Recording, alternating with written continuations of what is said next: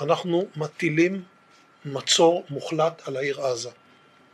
אין חשמל, אין מזון, אין מים, אין דלק. הכל סגור. אנחנו נלחמים בחיות אדם ואנחנו נוהגים בהתאם.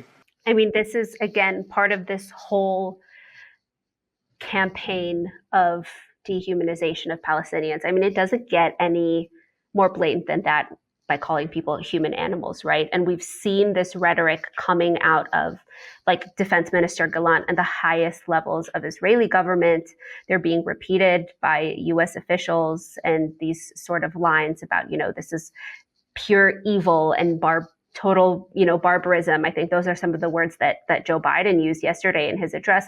And so this rhetoric is completely dehumanizing. And when you convince people that human beings are not human, that is a mandate for murder. And it's very clear what Israel is trying to do.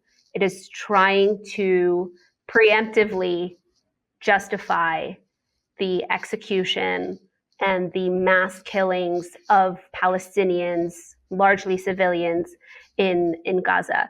It feels, a lot like what we're seeing now happen in real time with the rhetoric that's being used by the Israeli government and also by the West.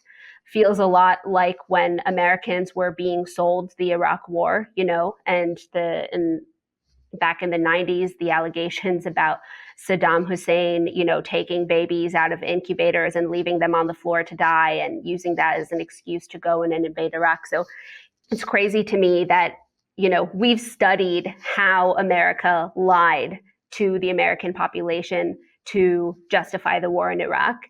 And now we're seeing the same tactics being used in this case. And I think it's just very, very clear what is happening here. I mean, we're all, especially as Americans and people in the West, we're all party to it, right? Is this narrative that we're being sold to justify the mass killing of Palestinians.